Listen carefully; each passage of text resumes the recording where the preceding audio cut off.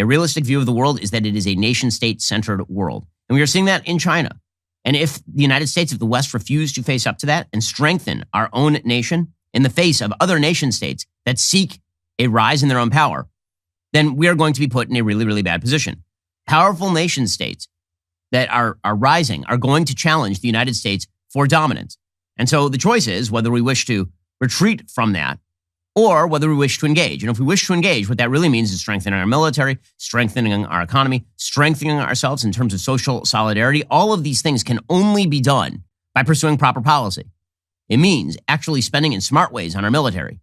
It means making sure in terms of social solidarity that Americans, in order for us to really feel as though we are bonded as Americans, we cannot feel like the federal government is going to come knock on our door and stop us from parenting our kids, for example. There has to be a basic agreement among citizens from California and citizens from Texas and citizens from Florida that we are all part of the same nation. That can only happen if we believe that at the top level of the nation state, we have basic agreement on basic things. That cannot happen if there is not only no agreement, there's a belief that seizing the power of the federal government is going to allow us to cram down our own peculiar mode of viewpoint on people who live locally in different parts of the country. You do that, and you are breaking the social compact in a way that actually weakens the fabric of the United States. That's what we've been seeing over the course of the last several decades from the social left. That does have an impact. You'll notice that not a lot of people in Florida or Texas are calling on California to live like Florida or Texas, but you're noticing a lot of people in California who are insisting that the federal government be used as a club in order to beat Florida and Texas into living like they want to. That has international ramifications because when you weaken the fabric of the nation state, it starts to tear apart. The United States is a quilt. You start pulling at the threads of the quilt and it's going to come apart. Meanwhile, China is accelerating its expansion of its nuclear arsenal because of a change in its assessment of the threat posed by the United States, according to the Wall Street Journal. This is people with knowledge of the Chinese leadership thinking. The Chinese nuclear effort predates Russia's invasion of Ukraine, but the U.S.'s wariness about getting directly involved in a war there has likely reinforced Beijing's decision to put greater emphasis on developing nukes as a deterrent, some of those people say. Again, because it is Russian nukes that have basically deterred the United States from direct involvement in Ukraine. Chinese leaders see a stronger nuclear arsenal as a way to deter the United States from getting directly involved in a potential conflict over Taiwan, which of course means that we need to strengthen Taiwan's military capacity right the hell now, and we need to strengthen our naval capacity tremendously in order to make sure that we have some sort of control over the South China Sea and the Taiwan Straits. Among recent developments, work has accelerated this year on more than 100 suspected missile silos in China's western remote region that could be used to house nuclear-tipped missiles capable of reaching the United States. American leaders have said the thinking behind China's nuclear advance is unclear. Independent security analysts who study nuclear proliferation say they are also in the dark about what is driving Beijing. But why is this a mystery? Again, it shouldn't be a mystery. And the simple fact is that it is Russia's gigantic 6,000 warhead nuclear arsenal that has allowed Russia to continue its predations in Ukraine. If they didn't have nuclear weapons, NATO would have stopped this thing by now. The people close to Chinese leadership said China's increased focus on nuclear weapons is also driven by fears that Washington might seek to topple Beijing's communist government following a more hawkish turn in U.S. policy toward China under both Trump and Biden. American military officials and security analysts are concerned China's nuclear acceleration could mean it would be willing to make a surprise nuclear strike.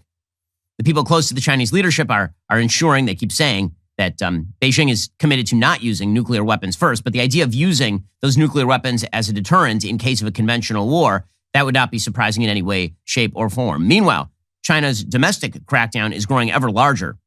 Shanghai is now in the middle of a massive lockdown in which basically nobody has died.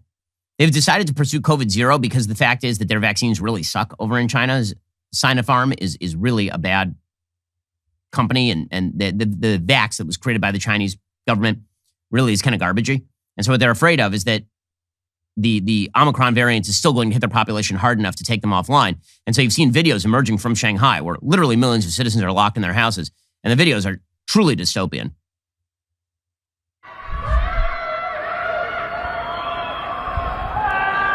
These are people in their apartment buildings cheering, and they're drones that are going around and telling people that they need to stay in their houses. People screaming out their windows after a week of total lockdown. This is what was happening over in Shanghai. And drones have been arriving to tell people that their freedom doesn't matter. They need to stay in their homes.